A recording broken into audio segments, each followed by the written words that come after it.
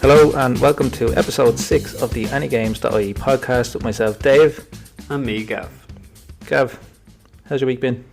Yeah, quite enough actually. So we went from being a busy week the week before to last weekend when, because of the weather, most of the games were called off. So I actually didn't know myself. I was watching a lot of football on the telly, which was great. Always good. Yeah, and drank plenty of mugs of tea and took it as easy as possible. Doesn't often happen, so I made the most of it. I suppose after a busy week, that's always a positive. So yeah, that was me, Dave. What about yourself? For myself, again, pretty uneventful. Watched a bit of football over the weekend and up until this evening, grand, until I went to come down to you and realised I have no headlights on my car. But that's... His headlights weren't robbed, his bulbs just went. Yeah, they went. I don't know where they're gone. You must be happy though. No, I'm not happy, I have no headlights. No, forget about the headlights. On the football side of things, Dave. Cool. Arsenal top of the league. Arsenal top of the league. We'll get into it. We will get into it. But I'm seeing the positives. Yeah, I'm fairly Liverpool knocked off, and that's always good for me. Liverpool knocked off top of the league. But I think for the first time in a while, I'm fairly confident about Arsenal. But we'll talk about that. Yeah.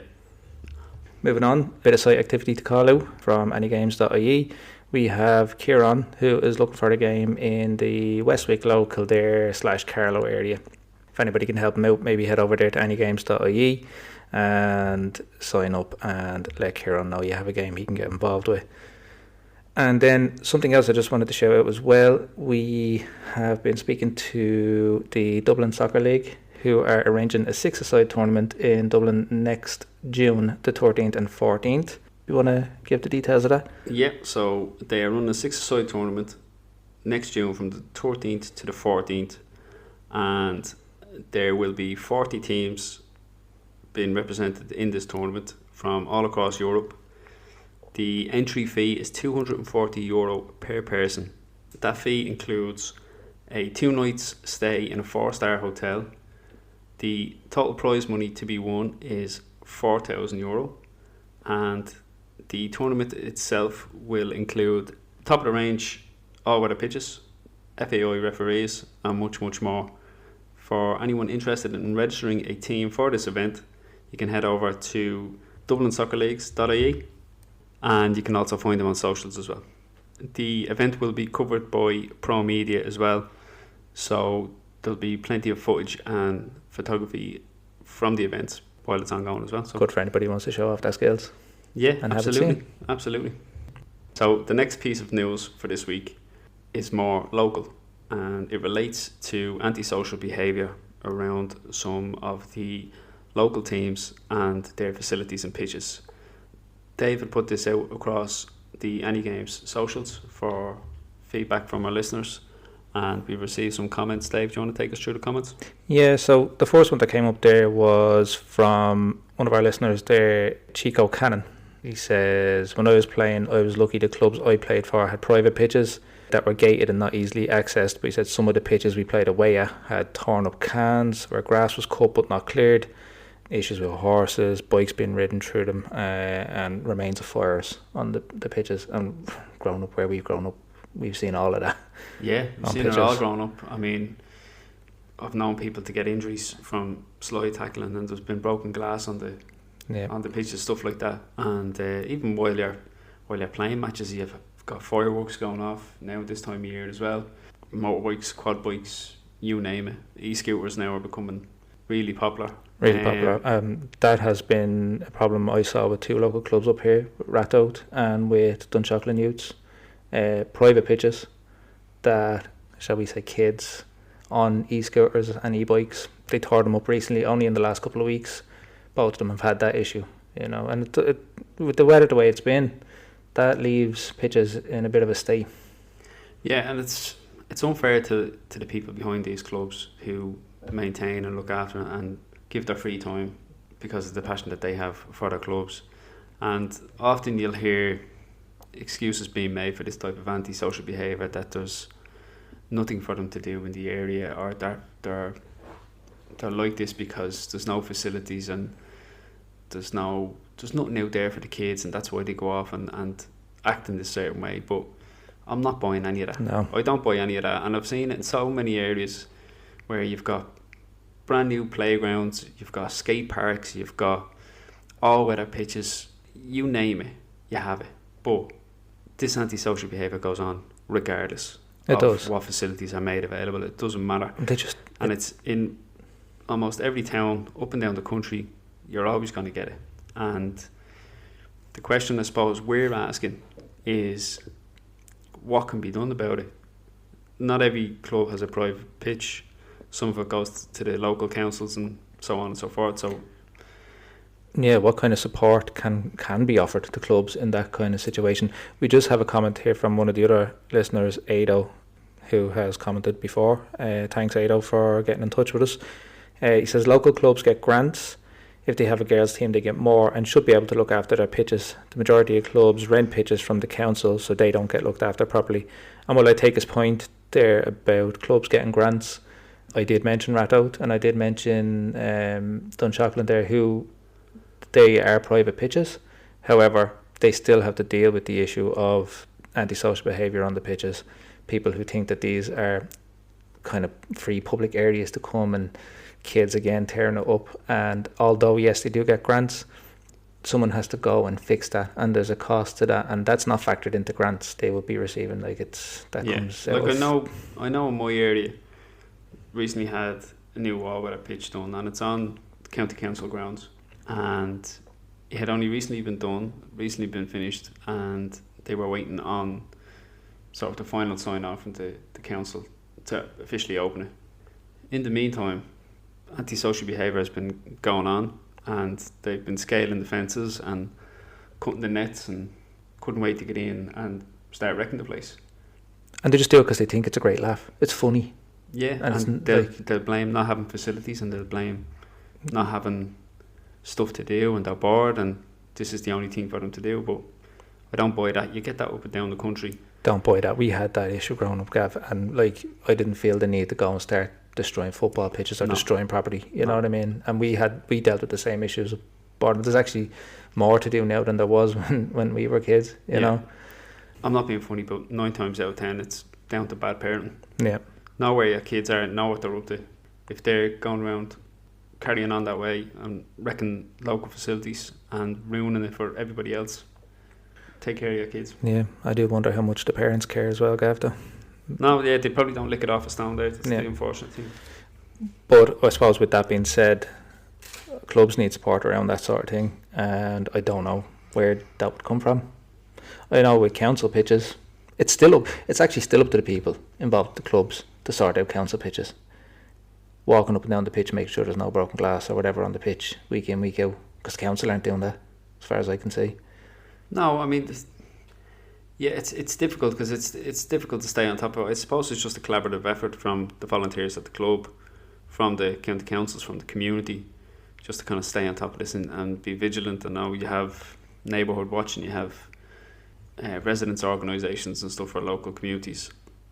So it's more a discussion. I mean, we're not coming to the table here with answers. No, we don't. We're just opening the discussion in this case. Well, we are, and we are trying to be a grassroots podcast. Yeah. Primarily, and I think that's a big issue around grassroots football.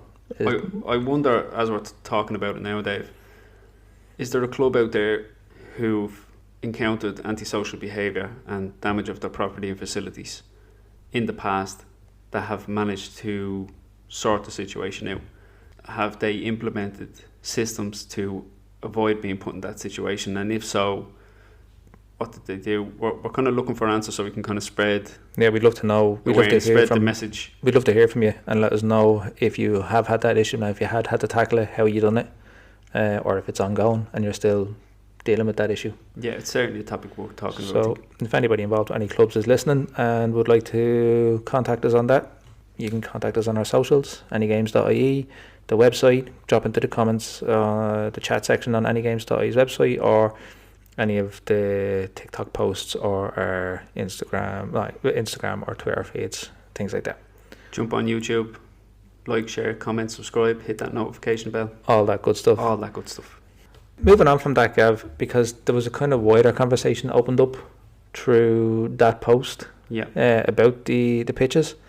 One of the listeners, not with any level of sarcasm here, said, "What's it matter? The government just gave academies 3 million." And he has the rubby chin emojis. So we've had the budget this week, and sorry to call out that listener. Sorry, that is Circle the Wagons 121 on TikTok. Just to shout him out there. Circle the Wagon. Thanks for getting involved in the conversation, and it leads us nicely to this point, which is the budget came out this week, and in that budget, there has been a 3 million allocation to League of Ireland academies. Now, I don't know how that money is dispersed, if you'd like. Yeah. Where that funding particularly goes. Finances haven't been well managed by the FAI in the past. So I'm wondering, how's this money allocated? Is it just League of Ireland academies? Will it filter down? Is it spread across the academies evenly? I know some of the top clubs, or top academies rather, that don't necessarily have League of Ireland senior teams, let's say. So you might have the likes of a Home Farm or a Kevin's, who are two top academies that I know of in Dublin that might not benefit from this. My understanding, and I could be wrong, and people are welcome to correct me on this, is that it is for League of Ireland teams. So you'll have Shamrock Rovers, Bows, Shells and so on. Yeah. And while that is a positive thing in terms of... It's hugely positive, and it's probably well overdue. But because we only spoke a couple of weeks ago on the podcast about how the League of Ireland and the FAI have this disconnect and how the FAI aren't supporting the League of Ireland as much as they should be. So that 3 million, which I think is supposed to be a recurring 3 million, I don't think that's a once-off either. Well, it's a start. Again, I stand to be corrected on that, but it is a start. The concern I have with that is that most likely is not going to feed down to, as you say, the likes of Kevin's or grassroots clubs or any clubs that could also stand to benefit from that. So I'm wondering where this has come from, in a sense that have the FAI gone to Spotify and listened to the anygames.ie podcast? They must have done. They had to. And they're probably livid because we've done nothing but rinse them for 5 weeks now. Yeah. But I mean, have the FAI gone to the government or the Minister for Sport and said, we're looking for an allocation of 3 million to be dispersed across all of the League of Ireland academies, and this is what the money will be used for? I'd like to see this. Yeah, what the proposal was. And what's the specific breakdown? Yeah. Where's that money going? What's it being used for? Because, as I alluded to earlier, the FAI haven't been great with finances in the past and managing finances, and I don't know about you, but there's a lack of trust there. No, there's no trust in the FAI to manage finances correctly, is there? And I think their silence for so long and the lack of representation on their behalf, the lack of discussion with Irish fans, League of Ireland fans, any of that. I mean, they don't really have a media presence, don't know. No. What I will say, and this is not in the FAI's defence really, but it is to say, and like anything in life, trust is earned. And so the FAI have to start earning trust back, and maybe this is a chance for that. I mean, I said this last week. Show us a plan. Yeah. Show us something. Come out and speak to us.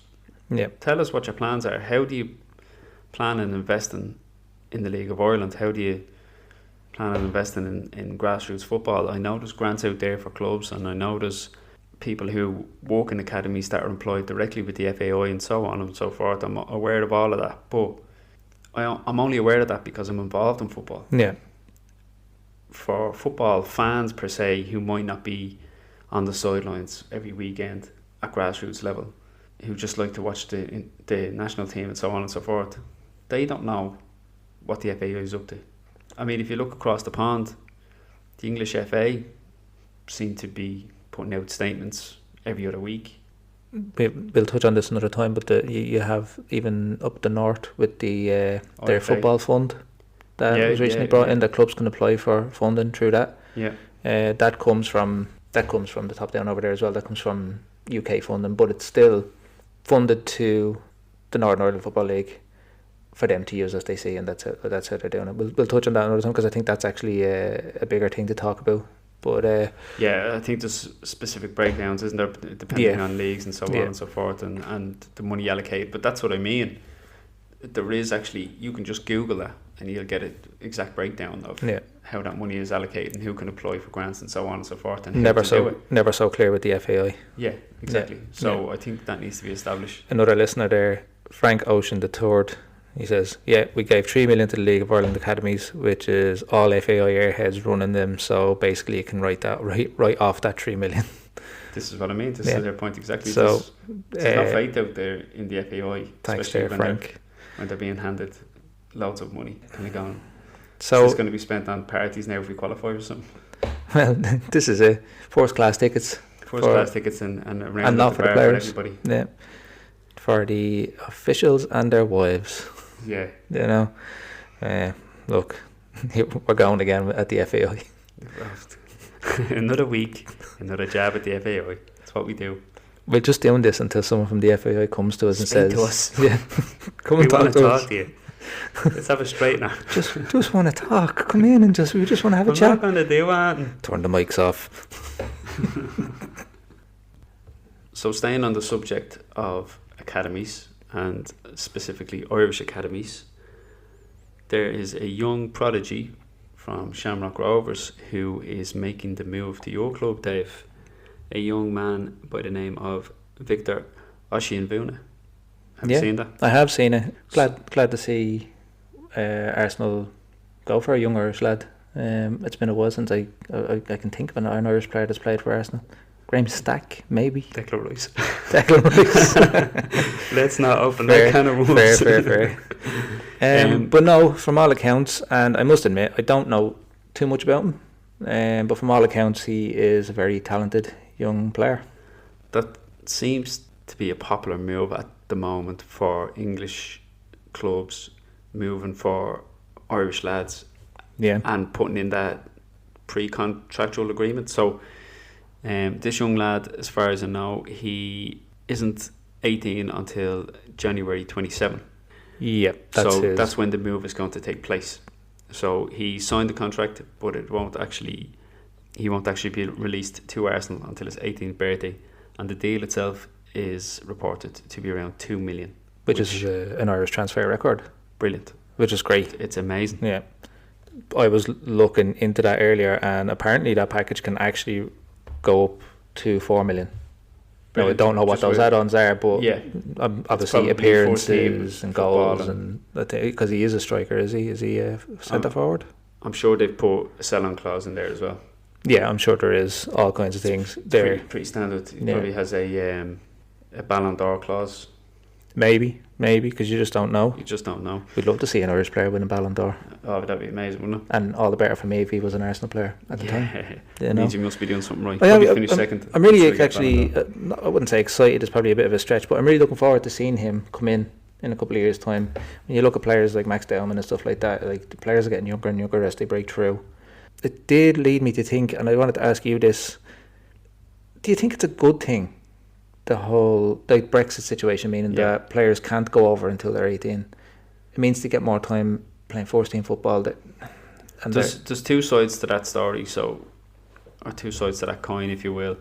So I remember when I was kind of early teens, and lads that I knew were going over for trials in England. Some of the lads, one or two of them, made it, and I mean, from the time these lads were 8 or 9, you could see that they were unbelievable footballers. But I've known one or two to go over and be homesick. Yeah. And not be able for that. I mean, you're talking 13, 14 years of age. Yeah. Kids. And to be leaving your home and going somewhere and staying in digs and all that sort of stuff, it's a lot for a child that age. On the other side of that, you're going over to top of the range facilities. They probably would have been a lot better than maybe what would have been at home at the time. You're talking probably early 2000s. And playing with the best is going to bring out the best. At that age, you're still developing.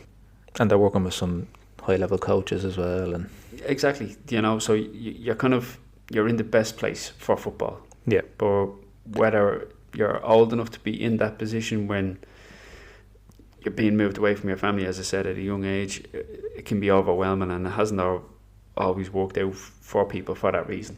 The flip side of that now, because of Brexit, we're seeing a lot more of these pre-contract agreements where they're signing and making the move on their 18th birthday. And those extra couple of years make a difference. Maturity-wise. Yeah. So I think the argument is it better to be more mature as a young adult making that kind of move, or are you better getting over there into those academies as early as possible? So, I mean, it remains to be seen. Football and scouting and, you know, academies has changed a lot since the early 2000s. Yeah, I think the answer to that is a case by case basis. You might have, it depends on the individual. An individual. You might have a 16-year-old who has the mental fortitude to go over. Now, it's not going to happen now, obviously, because they're 18. But you know, you would have a 16-year-old who, you know, would be able to handle that pressure and go. And then you might have some 18-year-olds who still can't. You know, so I think in a lot of ways, it's probably more beneficial to the League of Ireland, if anything. Yeah. Because you're kind of hanging on to your top young talent up until their 18th birthday. So you might get a season or two where they're playing for you. You know, you might have Victor there, who was at Shamrock Rovers. I'm not too sure how many first team appearances he's had, if any, but he could get the taste for professional football before he makes the move, which is a great experience to have. Yeah. You know, he might have been part of that squad that went to Stamford Bridge last year in the Europa League. Yeah. You know, I can tell you, if you want, some stats. Yeah. He has made 16 senior appearances for Shamrock Rovers. He scored his first senior goal in the FAI Cup against Wexford, and he has also featured in the UEFA Conference League. So there you go. There's the experience. Yeah. So there you go. So you have all of that before you go to England. You're not just a 13-year-old baby-faced. No. You know, he's literally got European football under his belt. He's got European football and everything by the time you go over there. And I think that it also, as I said, it benefits the league. Like I look at Darragh Burns, who was at St. Pat's, and he made a move to MK Dons, returned on loan to Shamrock Rovers, was part of that side who got to play against Chelsea in the Europa League, and he subsequently moved to Grimsby, and he got the assist for the first goal and scored 2 of the penalties in the shootout against Man United. I mean, that's a good story, isn't it? You know, there's a lot to be said. You know, it's an interesting one. I'd like to hear from maybe League of Ireland fans.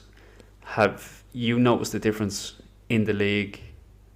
Obviously, the league has it's starting to grow in popularity. But it's not even just the popularity. The standard of football has improved. Attendances have improved. The league is on an upward trajectory at the moment, and I wonder if any of that correlates with the young talent that's coming through, and is the league benefiting from having these young players in their squads for longer? I would think so. Just on that, I was actually in DMs discussing with another listener about this, Gary, and he said a good benchmark to look at will be Mason Melia going to Spurs. I think that one happens in January of 2026, I think. So that's this January, where Victor is the January after. He's 2027. Yeah. So he said that would be a good, interesting kind of way to look at how a young player now can adapt to that. These lads probably won't go over and, you know, get put straight on the bench or straight into the matchday squad. They'll probably play under 21s and, you know, go through the process, whatever is set out by the club. We've international players playing in the Premier League, but we don't have too many in the top 6 teams, really. No. You know, if any. Well, if you look, you would think that the player we have playing at the highest level is probably Evan Ferguson at Roma. Yeah. You know, and but even when he was in the Premier League, he's at Brighton. You could probably make a case for Brighton being maybe 6th or 7th in the league. Yeah. But overall, I mean, if you look back through the years, we've had in the same squad, we've had players from Chelsea, from Tottenham, United, Everton. You know, like they were all Premier League proven. Yeah. All at the top of their game. Don't really have it as much anymore. You know, we're reliant on sort of mid to lower table teams and championship teams as well. And you can see the result. That's no disrespect to any of the players, of course not. But no, that's not their fault. But I'm not having to go at the players at all. It's just that we don't have an awful lot of Irish players in the bigger teams. So moves like this. Well, a lot of those players would fit very well if we could slot in some Robbie Keanes, Damien Duffs. Yeah. You know, if we had that around them in the squad, the Ireland team would actually look somewhat decent. Yeah. And I mean, again, that's not to say anything about the current set of players. It's just there's just not that extra level of player in the team. There's a lot of talk at the minute of Nathan Collins potentially making a big money move. He seems to have impressed so far this season.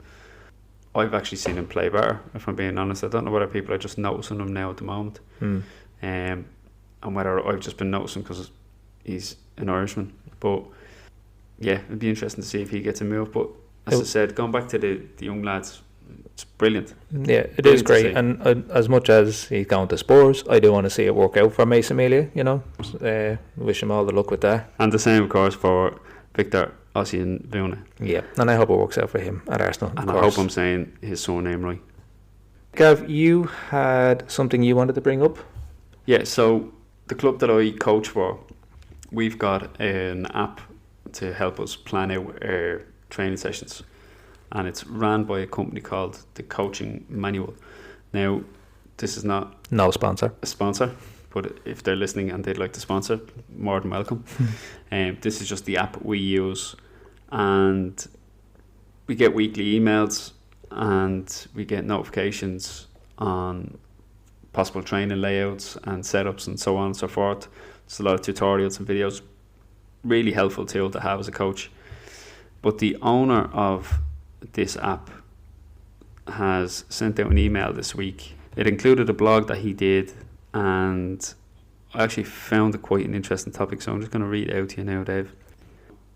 This comes from a blog written by Terry Barton of the Coaching Manual, and the title of this blog is Goodbye Hysteria, Welcome Back Stoicism. He goes on to say that the game has lost its cool.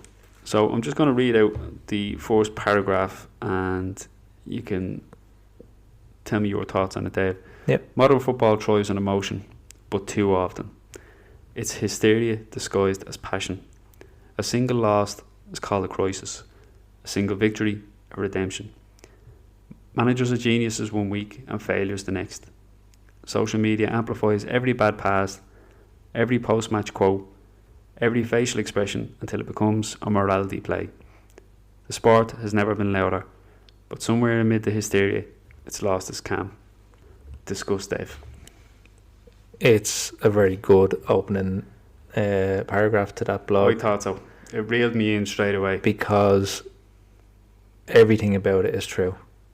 And as you are reading that there, just certain instances come to mind about how the hysteria is amplified even by the big outlets, by the likes of Sky Sports. The first one that came to mind for me there was David Raya and Aaron Ramsdale. Do you remember when they were both competing for the number one spot at Arsenal? Yeah. And Aaron Ramsdale had been dropped to the bench, and every time David Raya dropped a ball, like scuffed a kick or whatever, camera pans to Aaron Ramsdale. And that's just, first thing I think about causing hysteria. Yeah. Everything's an issue. What resonated with me was, like, a manager's a genius one week and failures the next. And, a single victory is redemption. So, like, if you look at Ruben Amorim, last week's podcast, I discussed how his job or his position was in danger. He won the weekend and all is quiet again. Yeah. Nobody's talking about it. And that's how fickle it seems to be. Do you think the way we look at football now is so hypersensitive because the coverage is constant. I mean, you can't turn your phone on without seeing a post. I mean, all this week I've been seeing Van Dijk twerking. Yeah. You know, he's become a meme over a piece of defending that's lasted 3 seconds. I mean, we're so hypersensitive to these things. I mean, it may be hypocritical because we're sitting here and we're a footballing podcast and there's thousands of them out there. It does seem hypocritical, but we're not here sensationalising. No, just having a conversation about it. Yeah. But you see it all the time. There is certain bloggers, certain YouTubers, TikTokers, whatever you want to call them, and they're there to inflame. Like, is that just the norm now? You see people, and they could be, and I'm just generalising, they could be a Liverpool fan, but their content is always about other teams. Yeah. And it's, you know, highlighting things that have happened to other teams. Yeah, and just bantering other teams. Yeah. And that's to me, that's part of the hysteria as well, because what happens, and you can go into the comments and you know what they're doing. These people are actually clever. They're going in, they're getting engagement, and they're growing their platform, but they're not doing it in a way that's kind of productive. Yeah. It is inflammatory. It is to just get that negative engagement, and that's sensationalism. Does that stem from the media? Does it stem from social media? Or would you say it's a combination of both? It's a combination of both, because if Gary Neville goes on Sky Sports this week and tears into Van Dijk, now I don't know, I haven't seen any coverage of it, I'm just using that as an example, and says, oh, that shocking piece of defending or whatever, then these YouTubers, TikTokers will then pull that and they'll highlight that. Yeah. And again, they use that piece from Gary Neville to inflame again. Yeah. You know, like a lot of it for me is both the media and social media. A lot of them are often trying to sell you something, whether it's clickbait, whether it's whatever it is, to get you to interact with them because it benefits them. So if you're looking, let's say, on YouTube, or if you're a football fan, you could watch a fresh piece of coverage or a podcast or whatever it might be from one end of the week to the next and never look at the same bit twice. And what I mean by that is you could watch all the football coverage on a Saturday and Sunday. On Monday you can go on to, let's say you're an Arsenal fan, so let's say Arseblog have a new podcast out on the Monday. Then you might have the overlap comes out on a Tuesday. On a Wednesday, the fan debate is out. On a Thursday. And this goes on and on and on. Meanwhile, you're on your phone and, you know, your algorithm is just throwing you stuff about Arsenal, about the Premier League, whatever it might be. People making memes like the Van Dijk one I was telling you about. All this sort of stuff, stats getting thrown at you, constant. And we're just constantly consuming this information, day in, day out. And I think we've become so hypersensitive now because of that. So, like you said, I don't want to keep referring to Van Dijk, but I'm just using that as an example for this week. He might come under heavy criticism for that small window of defending, and he's the topic of conversation in every podcast and every football show for the whole week. He goes out then and he plays for the Netherlands, or he goes out and plays against Man United in the next match, in the next league match, and he gets a man of the match performance. Everything that went the week before just becomes nonsense. Yeah, and it's all hyper analysed, and it's all Van Dijk's he's this player, he's been the best player defender ever in the league since he signed that new contract. Yeah, and you know, it gets tiresome actually. It is, though. It does drain you to a degree, because you feed into it yourself as a football fan because your interest is there. So if there's new information out there, if there's a new article, if there's a new podcast, you want to have your finger on the pulse, so to speak. Yeah. And because there's so much of it out there, it's often hard to keep up because we're just constantly being fed this information. By the time the next game comes, it means nothing. I used to listen to quite a few, but I've scaled it back to ones I just really enjoy. to protect yourself from that kind of sensationalist side of things, or the hypersensitivity around football, to protect yourself from that, and so you don't get burned out with it. Like I said, pick and choose what you listen to. Maybe skip a couple this week and don't listen to. Don't feel like you have to watch it all, because. But definitely listen to the AnyGames.ie. Sorry, definitely listen to the AnyGames.ie just listen podcast. to us and nothing else. We'll only tell you the good bits. If anybody wants to read that article in full, you can find it at thecoachingmanual.com. Seems like a good read. You mentioned a couple of bits of it to me earlier, and I'm going to have a read of it when we're finished here. It does. It's very philosophical in a lot of ways. He talks a lot about Stoicism and quotes Marcus Aurelius and stuff. It makes for a good read. So if you're interested, check that out. Moving on then, Premier League week that was? Yeah, really good week. As I said, my young lads weren't playing due to the weather this week, so I got a lot of football in. And what seldom was wonderful, as they say, Dave. Yep. I really enjoyed the football this weekend. Well, we started on Friday night with Bournemouth and Fulham. I sat down and I watched this one, and the first half was fairly uneventful. Second half could have went either way for a lot of the game. When Sessegnon scored for Fulham, they could easily have seen that out. Yeah, Bournemouth weren't playing too bad, particularly in the second half, but it just looked like they were missing something in the final third, and it wasn't quite happening for them.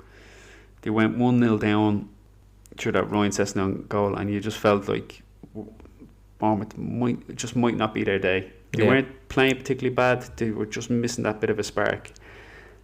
That was until a moment of brilliance. Individual brilliance from Semenyo.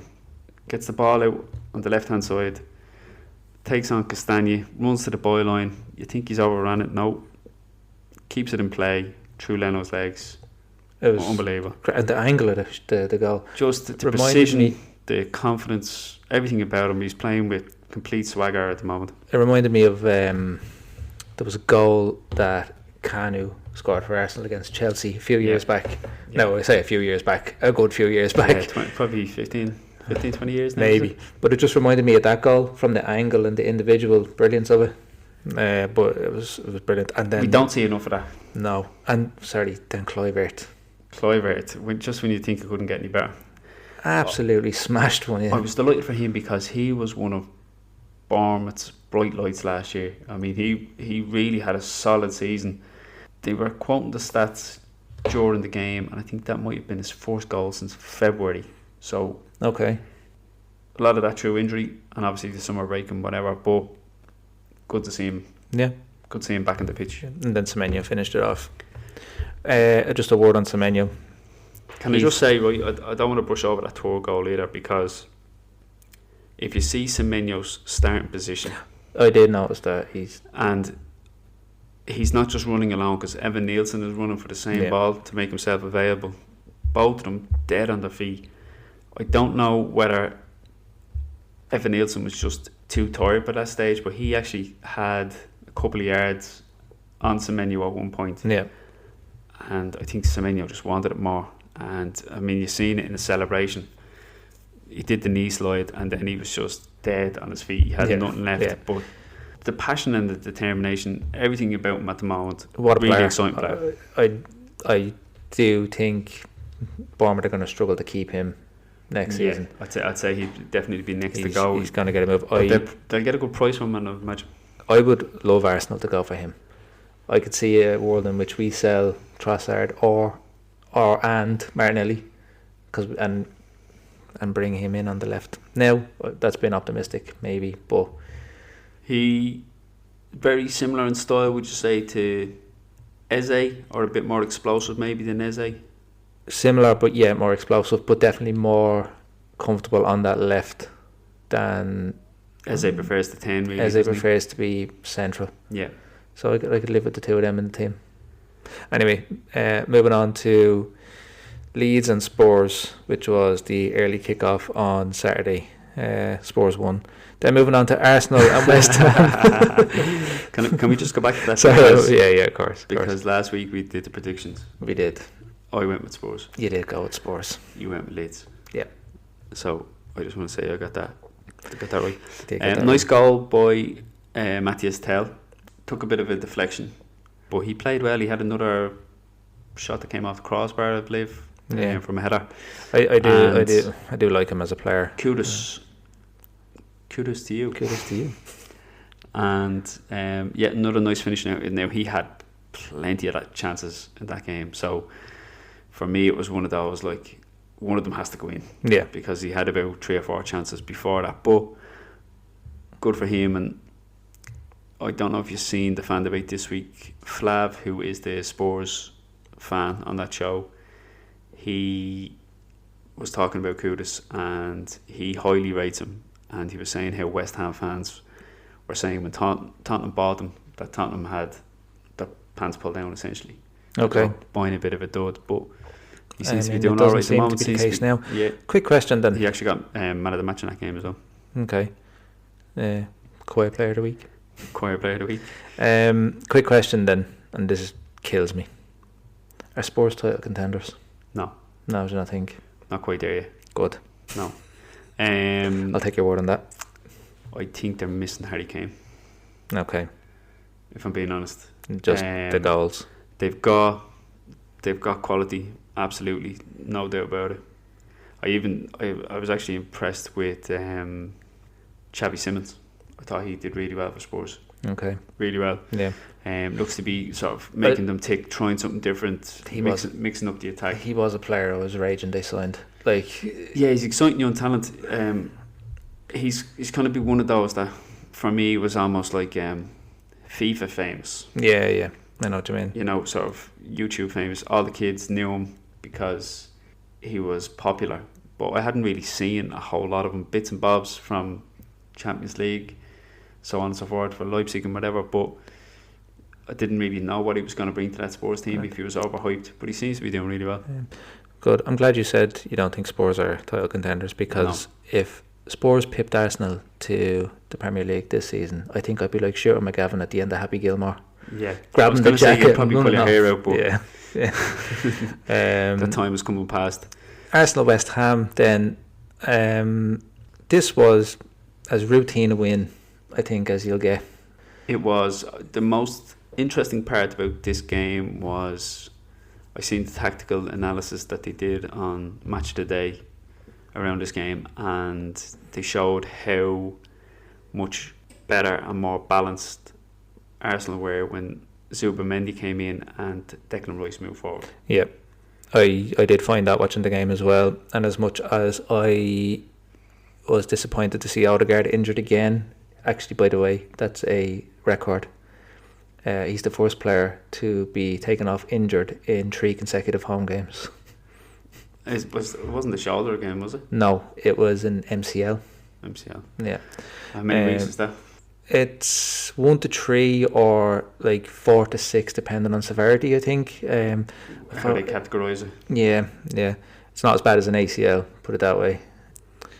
But yeah, routine win. Arsenal looked good, very solid. Never really looked in any danger in the game. Yeah. Again, Gyökeres, he had a good game without scoring. Came close a couple of times, couple of balls in. Nice ball in from Declan Rice that was just short. Can I ask you, in all honest opinion, this rule, so Arsenal's penalty when Timber's taken down. Yeah. For challenges like that where they start outside the box but continue inside the box. Yeah. Do you think that should be a penalty? And that this is not just based on the fact that Arsenal got the penalty from it. I'm not talking about that game specifically, but just in general. I think it speaks to how I feel about it, that when I saw the replay, I said to myself, VAR are going to overturn this. Yeah. Because I didn't know the rule, actually. So I'm of the opinion that if the tackle or the foul itself happens outside the box and the player falls into the box, it's a free kick.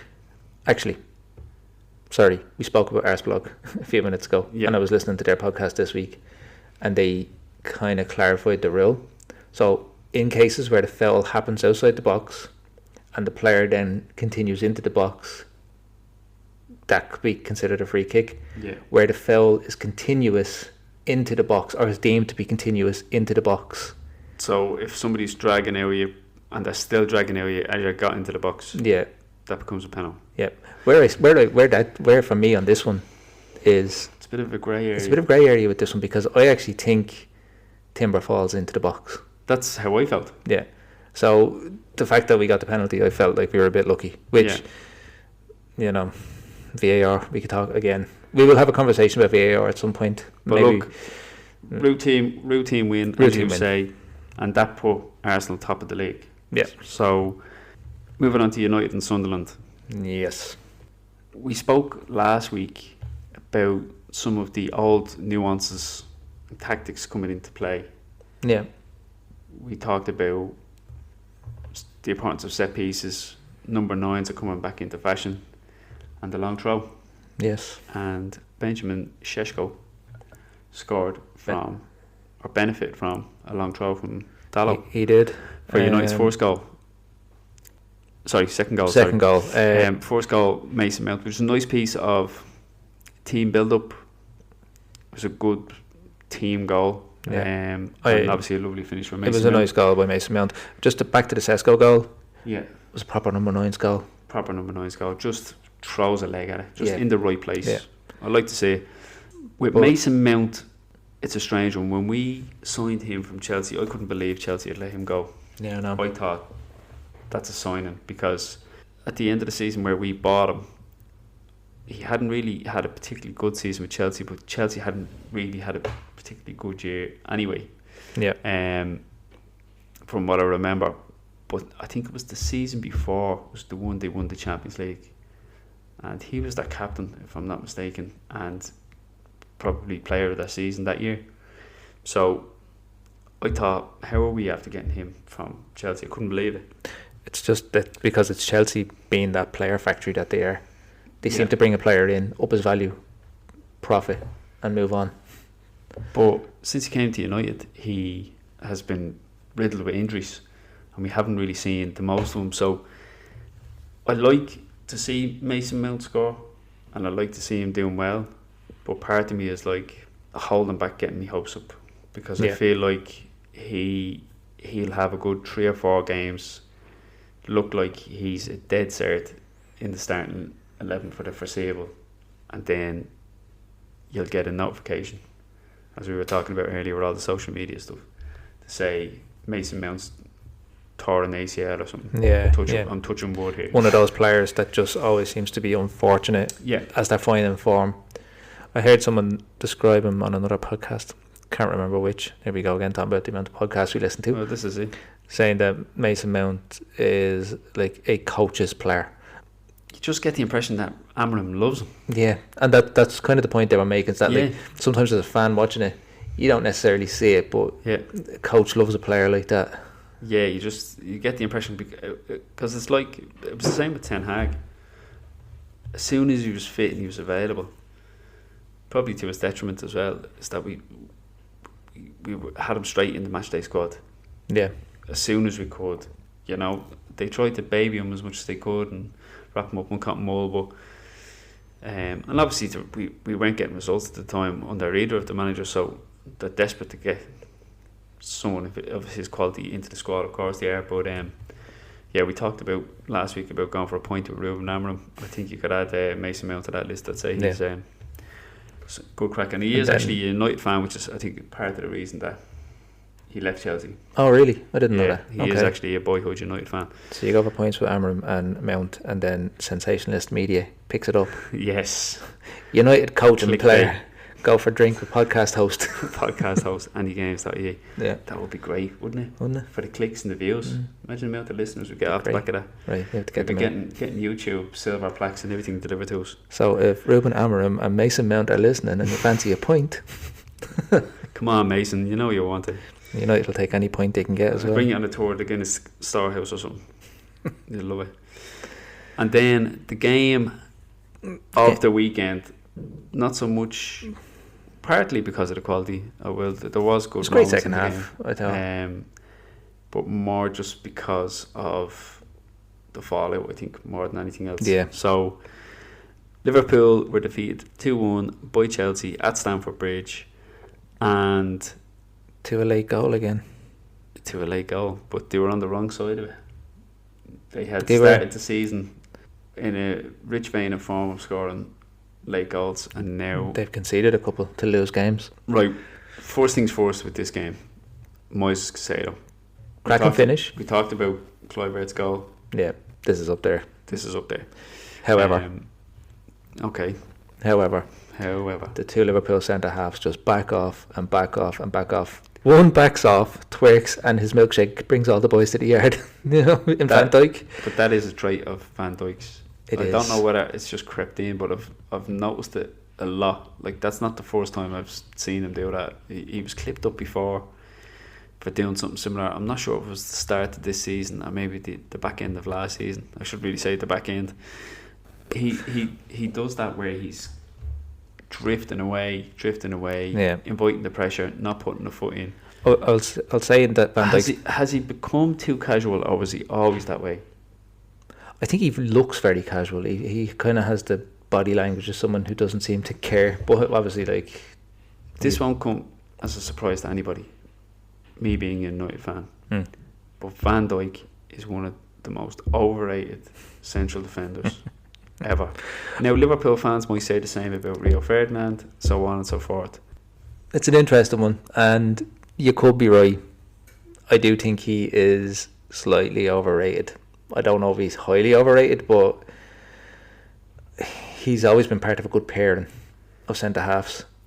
He doesn't deserve to play with the arrogance that he plays with. He is probably the player I hate the most in the Premier League. I second that. I'm glad we're on the same page here, Dave. Look at Van Dijk and he boils me blood. Yeah, every time, and he always comes out for the post-match interview. Sorry, Liverpool fans, but I'm pretty sure you have your players use hate from Arsenal, United. Van Dijk for me is up there. I would say for Liverpool it was probably Gary Neville. I'd say Gary Neville was up there, but that's how I feel about Van Dijk. Yeah, I don't know what it is about him. He's just so arrogant and overly casual, both on and off the ball. There's often debates about past footballers, would they be able to play in the modern era, modern footballers playing in the past era, and so on and so forth. I mean, we spoke, I think, on a previous episode about number 9s, and there was a plethora of number 9s in the early 2000s when we were looking at football. Yeah. And they've only sort of crept back into the game now of late.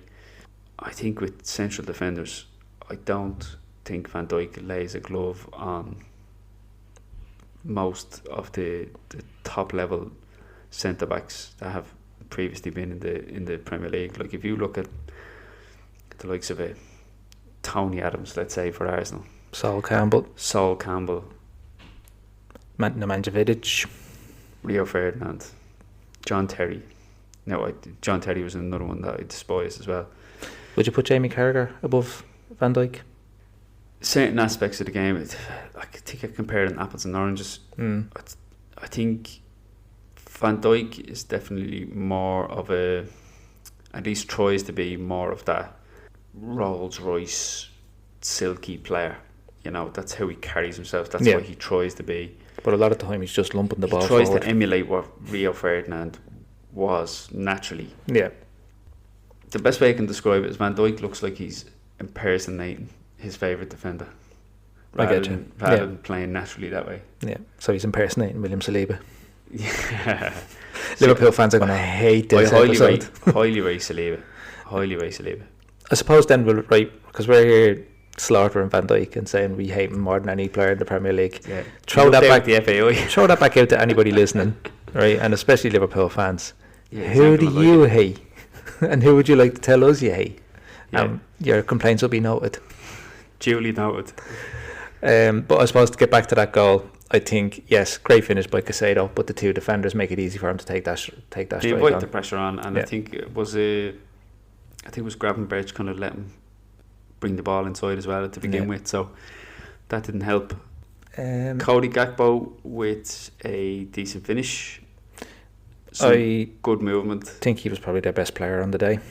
Yeah, and we did speak before about Cody Gakpo maybe making way when Isak came in, but I don't think so now on current form. No, you'd have to say definitely no. Now I know Isak got the touch for that. Do you think he meant that touch?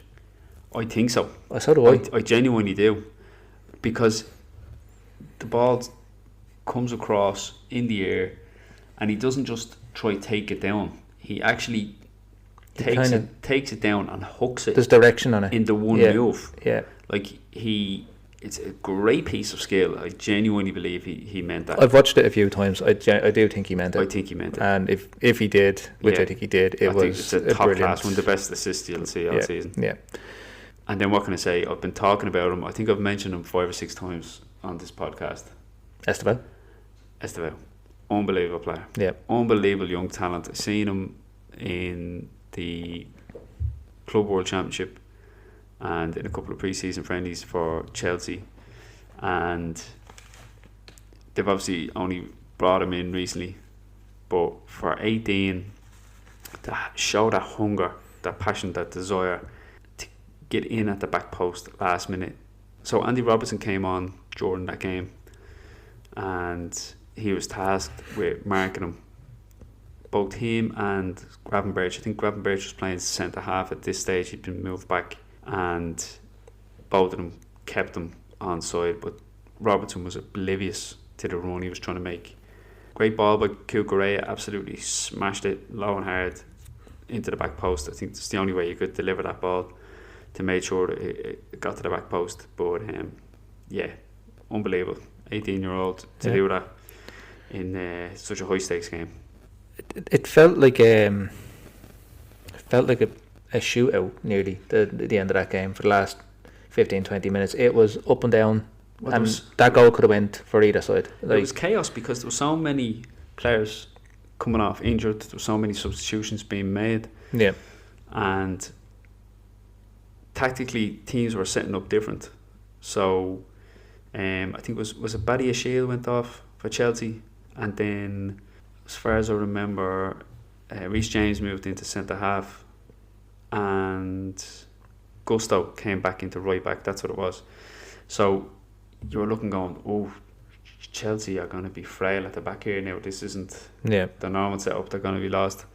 And then I think was Kanate went off. Conor Bradley was after getting was on a yellow card for a booking in the first half. Now, one thing I would say about Conor Bradley, okay, he's not Trent Alexander-Arnold, and everybody loved Trent and so on and so forth, but he was getting no help whatsoever from Mo Salah. Mo Salah just wasn't interested in going backwards. He barely came back past the halfway line, and it was just 2v1 every time. Chelsea exploited that. They had Garnacho just running at him, wasn't getting any help whatsoever, and kind of felt sorry for him, to be honest. He's been coming under criticism, but I think all of Liverpool's fullbacks have. Frimpong, Kerkez, Bradley. The only one that hasn't really is Robertson, and it was poor defending from him. I'm actually a fan of Robertson. I do like him. I think he's a really good player, has been for a number of years. Couple of questions. Go for it. Not from listeners, although we do have listener comments on this. Salah, is it coming? Do you drop him? And then on top of that, Kerkez and Wirtz, 3 players I want to highlight there. That where do you want to start? Kerkez, because I think that's an easy one. Kerkez is an easy one. I think he looks way off it. Still young. It would be a lot easier for him if he was coming into the Liverpool of last season. Yeah, maybe so. I don't think Liverpool's issues are based off the fullbacks necessarily. Like, it's a strange one because Liverpool won the league last season. Okay, they go out and spend 150 million, and now all of a sudden they've lost 3 games, and you're asking yourself, is this a blip, or is this the beginning of a drop off? Have they suddenly just started this transition? Is this an overhaul? Is this what Pep's going through at City? Do you know what I mean? Yeah, I know what you mean. He's coming in with a new team and all. But the reality is, I think they've had, in that Chelsea game, they had 8 of their starting 11 were there last season. Okay. Something to that effect. Well, that's still the core of the team, no? So the core of the team's still there. Yeah. So there's not a huge... It's not a huge rebuild that they're going through. I've seen people say... It's the system. Yeah, maybe. And I've seen people go in on Slot this week. Again, we go into that kind of hyper analytical side of things and people being reactionary. But I have seen it. And if Mo Salah had plenty of chances in that game against Chelsea. He cut inside a couple of times. He had that lovely chance from did you see the Vert's first touch when he came on? The ball was played to him. He was just outside the 18-yard box and he did a pirouette. Don't remember. Off the Salah. Oh no, I did see that. Yeah, I did. I remember. Really lovely bit of skill. Yeah. Salah puts that in the back of the net. Suddenly, Vert is a genius. Is unbelievable. Yeah. Mo Salah is back. Yeah, good point. And Liverpool go on and win that league. That one kick, that one kick could have changed the narrative around Liverpool Football Club. Liverpool go into the international break top of the league, firm favourites. See what I mean? It's like what's that effect they call? Do you mean the butterfly effect? The butterfly effect. That's what it is. So the butterfly effect. So that one kick goes in. Liverpool top of the league. Vert is a genius. Salah is back. Yeah. Liverpool crisis averted, and they, as you said, they go in to the international break top of the league, and there's no problem. And we're not having this conversation. This is true. So, but that didn't happen, and they've lost 3 in a row. Yeah. And Salah didn't score, and Vert still hasn't got an assist. So, is it just a matter of time? Is it the hypersensitivity kicking in? Will they go and make an absolute show of Man United and they're back title contenders? Is that the next game after the international break? Oh, that's a tough one. No, is it? I think it's Liverpool and then Brighton. I'll just double check that. Yeah. While you're checking that, a comment from listener Mach1IE who has been in touch with us a few times. So he was on the "you don't drop Salah" train bandwagon. No, I think he is. I think he's coming around. Joking here, but he says maybe you drop Salah. I like that guy. Yeah. So yeah, United for Liverpool after the international break. Yeah, I'm not looking forward to that game. I wonder if Liverpool fans now feel the same. I'm sure that there's two sides to that fan base. I'm sure there's fans that just think it's a blip, that Salah will find form like he always does, that Vert will come good. Van Dijk made one mistake in the last game and that was it, and other than that he's a Rolls Royce defender and so on and so forth. So put that to the Liverpool fans then.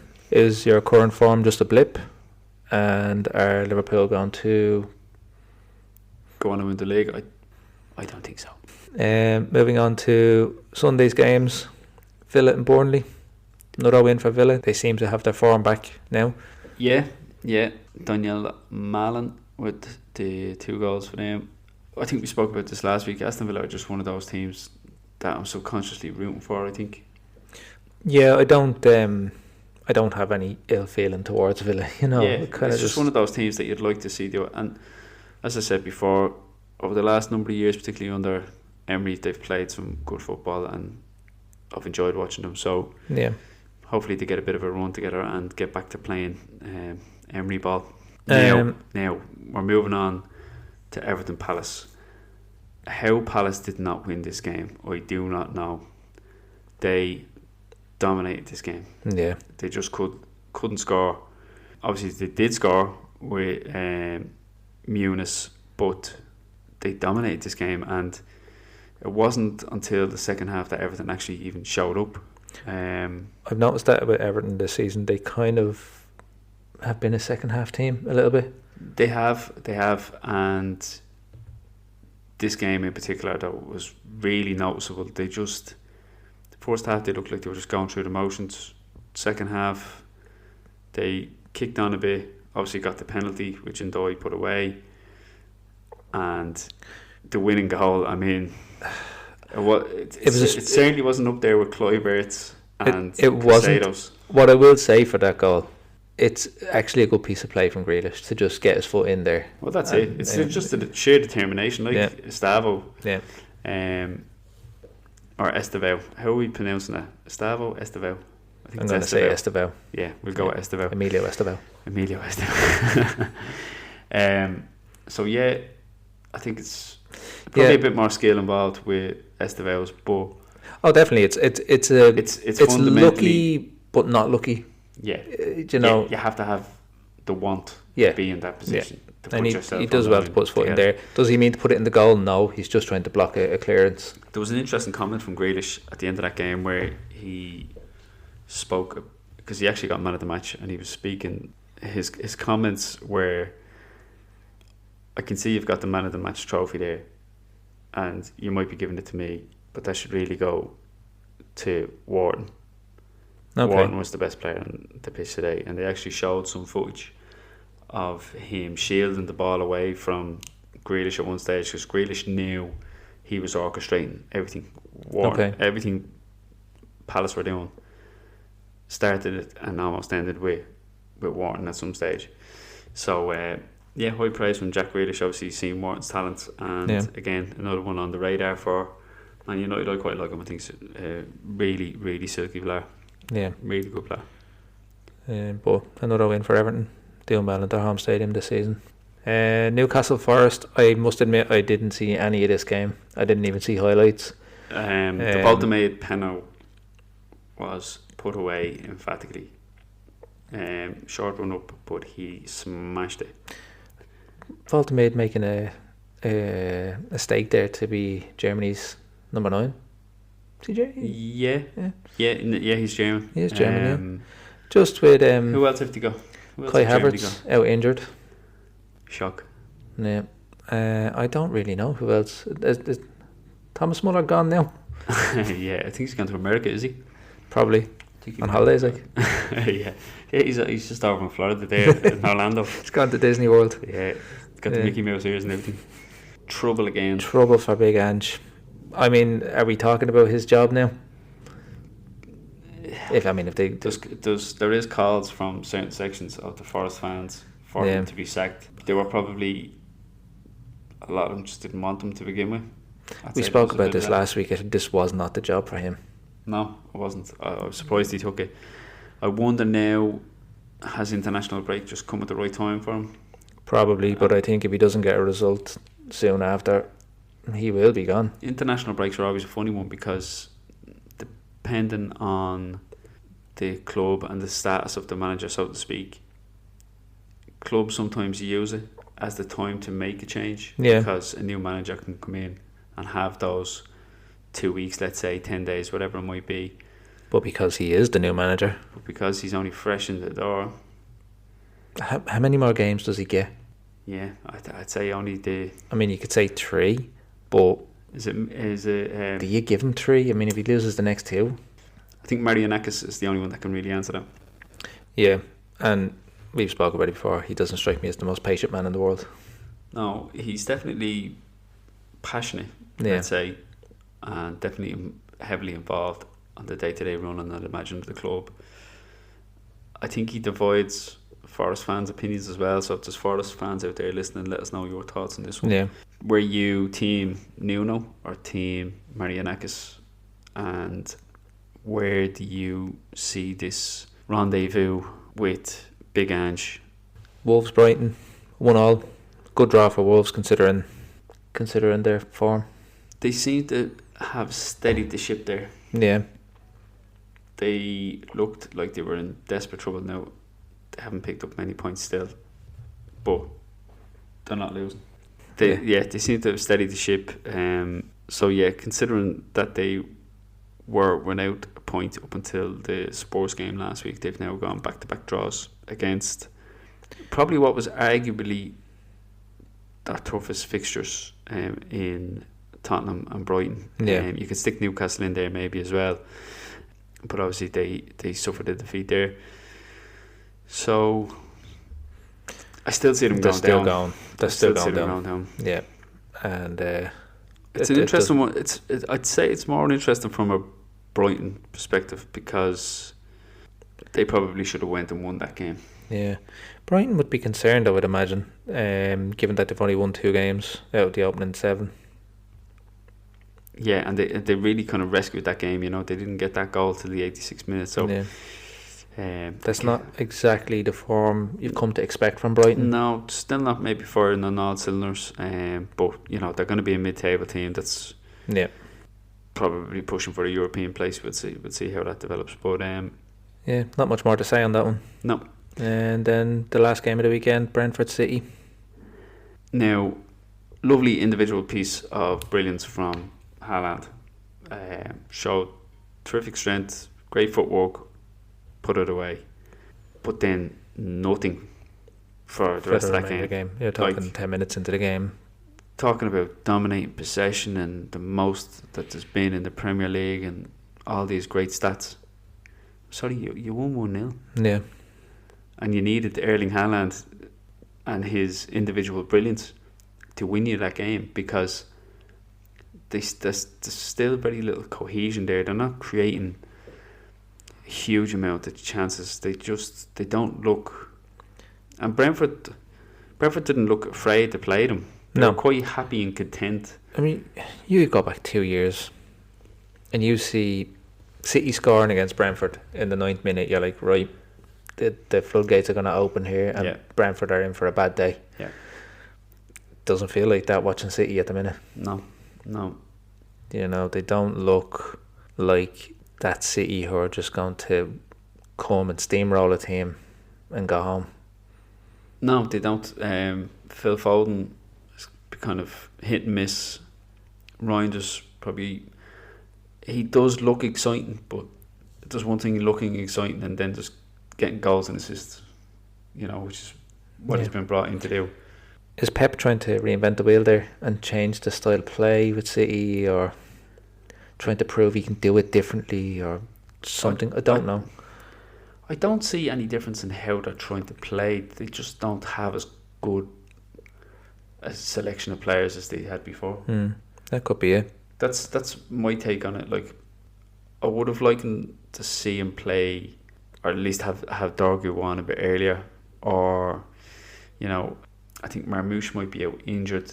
He's another exciting player. Ryan Cherokee was only back from injury. He was on the bench. So there's a bit of excitement there, but Pep offers excitement in moderation. Yeah. He likes control, you know, which is evident in I'm sure his wife would be delighted. Excitement in moderation, love.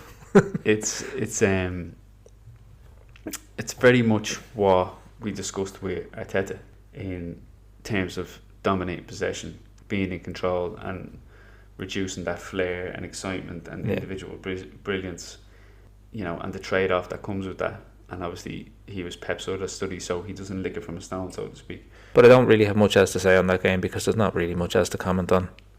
Sorry, we spoke about Van Dijk and how we don't like him earlier. I second Haaland there. I can't stand Erling Haaland.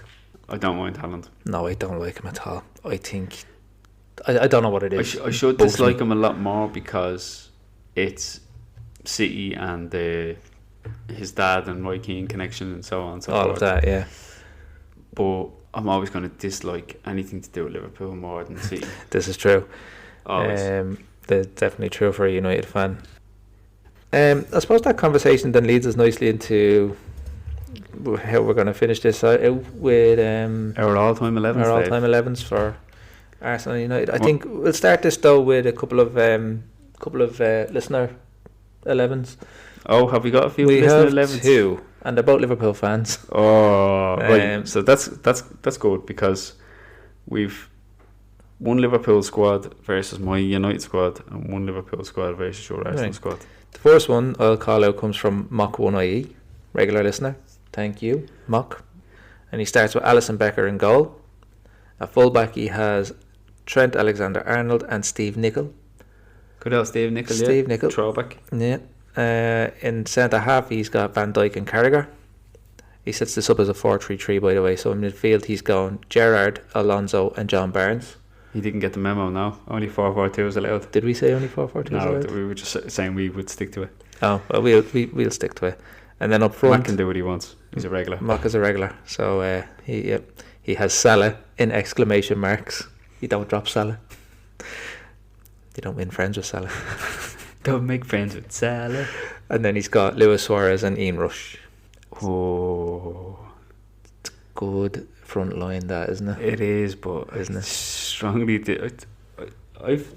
I'm starting to come across like a very spiteful person, but nah, Suarez, like, for all the talent that he has, going around biting people and being a racist. I think this one of all of them is justified. Fair. I maybe would have swapped out Fernando Torres for Suarez. Prime Fernando Torres, maybe, but it's a good 11. Yeah. Fernando Torres, like, I always remember what he did to Vidic, and he put Vidic on his backside. Yeah, he was a danger. Cheers to that, Muck. So another listener then gives his Liverpool 11, and I'm going to ask him to follow this up with me when he listens to this. So in goal he's got Clements, and then in his full-back positions he has Neil and Kennedy. Now, I'm not too sure who Neil is either, but he's dusting off the Chronicles here. He is. I'd like him to clarify who Kennedy is for me, please. So Tommy, I think he's referring to Alan Kennedy, possibly. But if Tommy can get back in touch with us, 70s, 80s, I think he was part of the European squad, as far as I know. If Tommy can get back in touch with us after this, if he's listening, let us know who these people are, please. In centre half, he's got Virgil van Dijk and Alan Hansen. Midfield, he has Mo Salah, John Barnes, Stephen Gerrard, and Graham Souness. Ooh, that's an interesting one. And then he goes with Kenny Dalglish and Ian Rush again. I can't say that I know a lot of sort of the older elks there, but the midfield, a lot of big names there. Tommy's gone one extra. Okay. And he's given us a manager, Bill Shankly. Oh, I knew it. He says he built it all. He says greatest player for me is between Gerrard, Salah and Dalglish. Salah's work rate and goals are unreal. Salah's work rate. Give it a rest, Tommy, will you? Gerrard could play anywhere and be the best player on the pitch, and was in some terrible sides and dragged us to a European Cup, which is very true. However, the honour goes to Dalglish as a player, manager, and his work after Hillsborough and just being the king.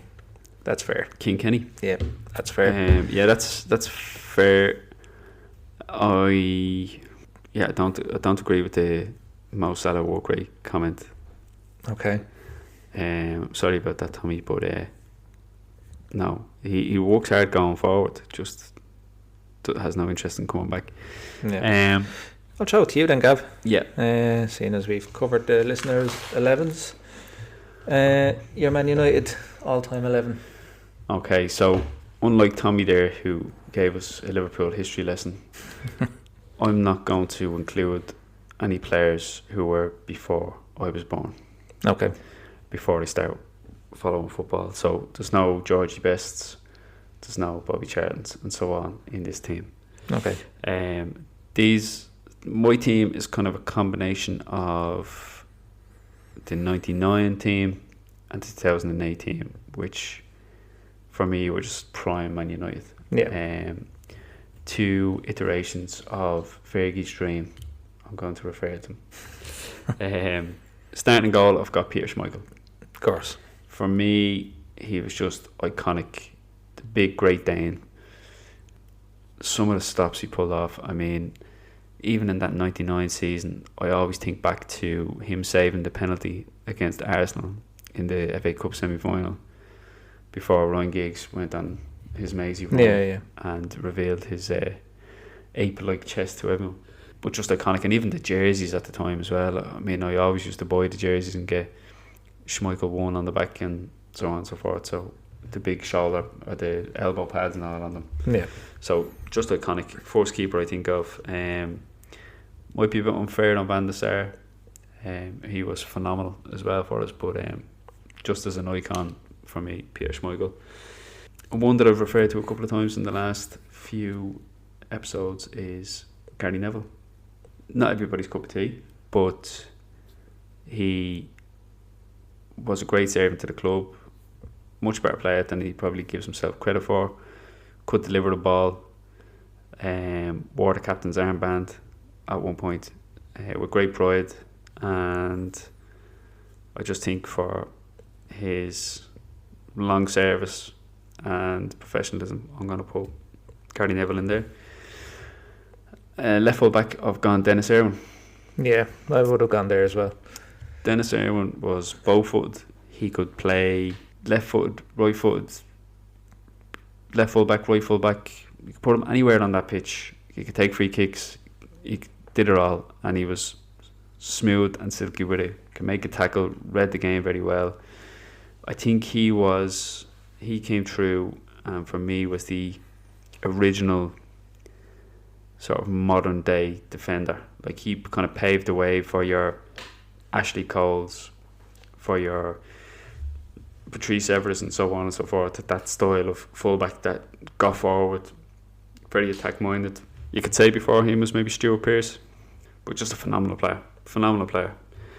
And I couldn't split them up. There's probably an argument to be made here for Jaap Stam as a centre back, but I've gone Vidic and Ferdinand, just because you can't split them up. You can't, can you? So throwing the both of them in there. In midfield now, so I've gone 4-4-2, and on the left I've got Giggs. Again, it's a no-brainer. Just my two favourite players growing up were Schmeichel and Giggs. Giggs being left-footed like myself, curly hair. Mine was ginger though, not black. And we played football on the left wing as well, so just adored Ryan Giggs. His service, all his trophies, all his accolades, just class top act. So on the right then I've gone Ronaldo, Cristiano. So for fans of United, I'd say he's in 99% of their teams, but I think people will probably always get the same response when you say it to somebody from another fan base, because... Well, I'll just say, I know what you're going to say. Go on, say. From my perspective, was the version of Ronaldo at United the best version of Ronaldo? That's the... He'd already won a Ballon d'Or. Okay. And he was still actually a right wing at that stage. Yeah. He wasn't a centre forward. And he was still, like, in that 2008 season when we had Ronaldo, Rooney, Tevez, I mean, all three of them were phenomenal, like absolutely phenomenal. And the work rate as well out of the three. Talk about work rate, go back and look at them and the way they set up and the high press and everything else, like, they were phenomenal. So the reason Real Madrid wanted Ronaldo was because of how good he was, and because he'd won the Champions League and he had won the Ballon d'Or already. And for me he goes in there, not so much for the second spell, obviously. Like, he still did it when he came back. I think he scored 19 goals he scored for a season. But yeah, no brainer for me. So centre mid then has to be Scholes and Keane. Yeah, there has to be. Again, no brainers. Now for Keane, just for his pure leadership, absolutely phenomenal. I think his actual footballing abilities is heavily underrated. Doesn't get enough credit for his passing, his movement, his speed, his ability to cover ground, read games. He could do it all. Phenomenal player. But most of all, terrific leader. And then Scholes, because Scholes is Scholes. I don't even have to say anything else. Up front, my two strikers, so I'll go for the first one, is Van Nistelrooy. It was a difficult one to put Van Nistelrooy in, and I put him in purely because he's a goal machine, but he never won a whole lot. United never won a Champions League, and there's probably more iconic strikers across those couple of areas, like Yorkie and Coley and like Louis Saha, like highly rated Louis Saha. I always thought he was a phenomenal player. Just never got much Henrik recognition. Larsson, in the brief moment he was there, phenomenal. Yeah, but just for goal, Zlatan, Cavani. I mean, we've had big names at the club, but I just think for just an out-and-out goal machine, and the rivalry between him and Henry for the golden boot, and that moment Keown's jumping in his face and all that sort of stuff. Yeah, just iconic moments. Yeah. I just think you put him in that team, he's he'll get you goals. But I have to say the first name on this team sheet for me will always be Wayne Rooney. Yeah. For me, United's best ever player, ever. I think he often gets overlooked because maybe of his goal scoring record. I don't know. I mean, he's United's all-time top scorer. I think he's got 253 goals in 550 appearances, something to that effect. That's some record. His most output came when he was up front, but he didn't like playing up there because he wanted to be involved. And I think that speaks volumes to the type of player that he is. Yeah. Do you think he gets overlooked by other fan bases because he didn't look at like a conventional football player? Like, he didn't look like he's not marketable. Yeah, that's what I mean. He's not. If you had Wayne Rooney's ability and he had Miguel Arteta's hair, yeah, and married that up with Ronaldo's look and sort of professionalism, if you want to put it that way, off the pitch, you would have the best player in the world that would be better than Messi and Ronaldo. Right.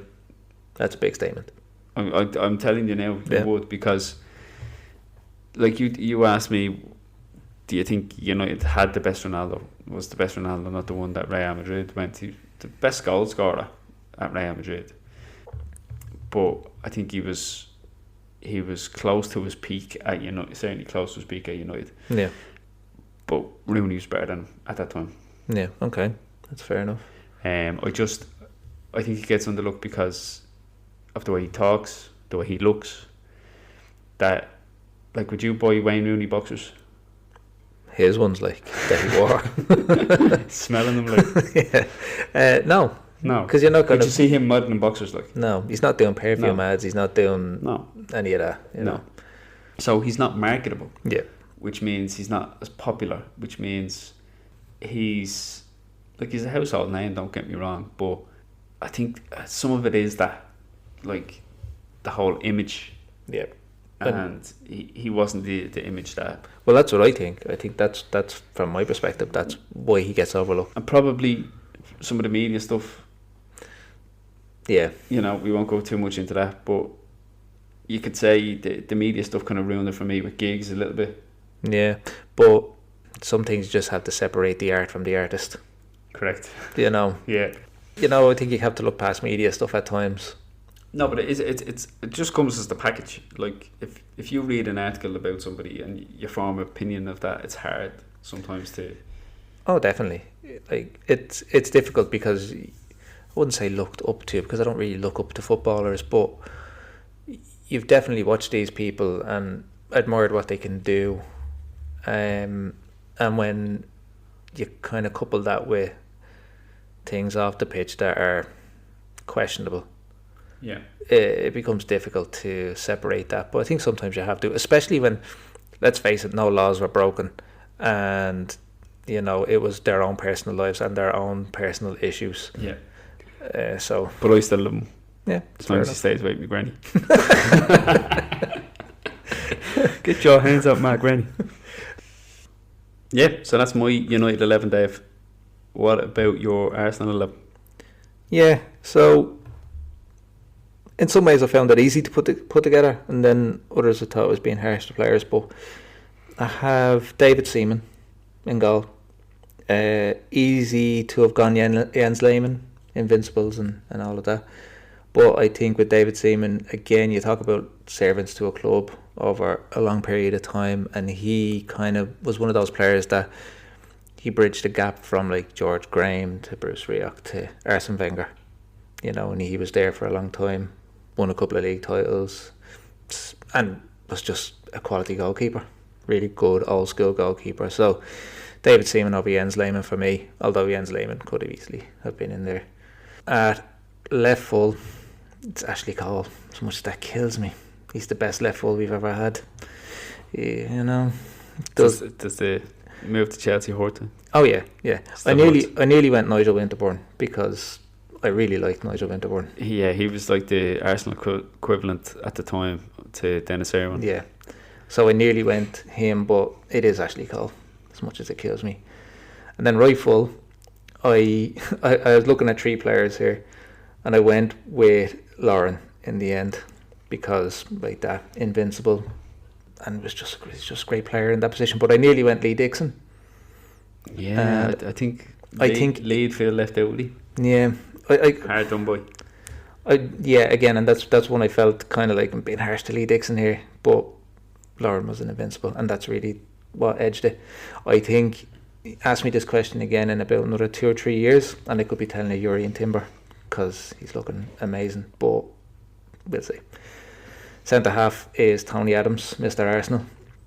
Yeah. Again, another great servant, and very much like David Seaman, kind of bridged that gap of the old school into the new school and adapted to the change that Arsene Wenger brought into that club. And then Sol Campbell, he's the other one. Mainly because he fucked Spurs. Just by going there. I think, wasn't it, like, he spent the whole season saying like he's going to sign a contract and then just rocks up at Arsenal on a free. No, yeah, Sol Campbell, great centre half, and the only player to have scored in a Champions League final for us as well. So I'll put him in there. Did you win that final? No. Oh yeah. Yeah, fucking. Then moving into midfield, on the left, there's only one person, I think. Gone 4-4-2, by the way. It's Robert Pires. Yeah. You can't look past him. Yeah. I considered Mark Overmars briefly because I loved Mark Overmars. Yeah, jeez. I really liked him as a player. With United, I was 99 to 2008. You're very much 98 to 2002. Yeah, yeah, kind of, yeah. That was that transitional period for Wenger. Yeah. So I nearly went Mark Overmars, but I mean Robert Pires was so good, just so good at that time. And then on the other side, Freddie Ljungberg. That's a personal preference. That's just, I really liked Freddie. I loved Freddie Ljungberg.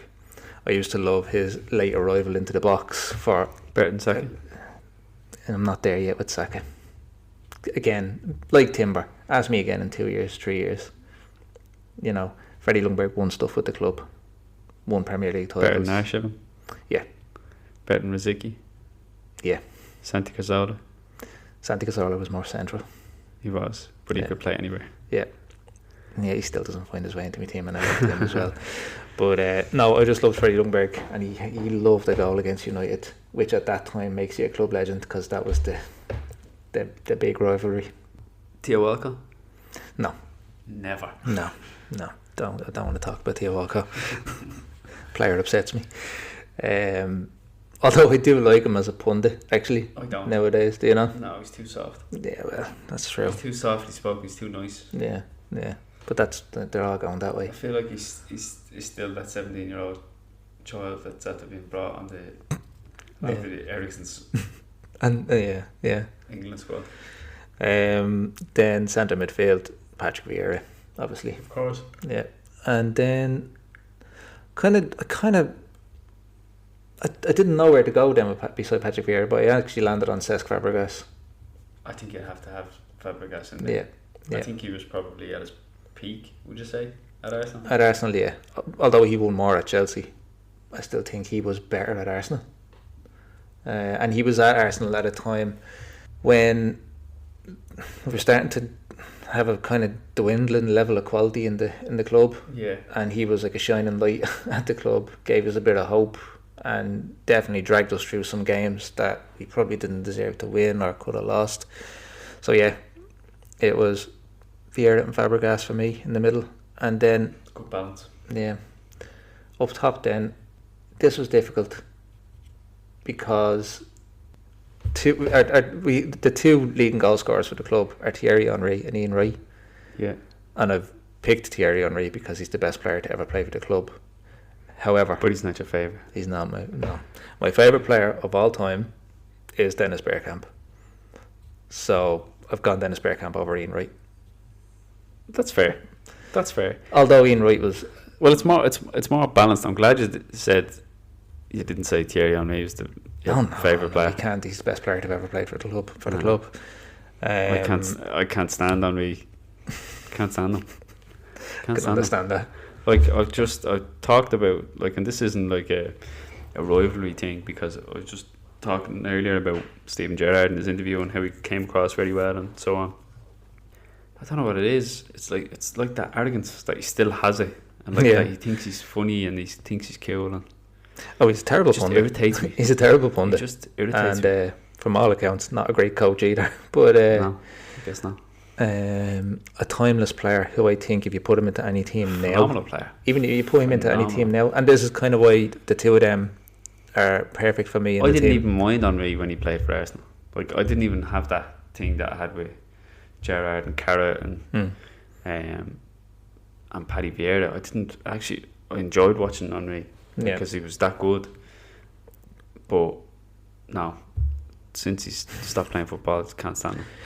But he fits. I think you could drop him into any club now in the modern game, and he'd still just bag goals. Devastating, yeah, devastating. And I actually think the same for Dennis Bergkamp.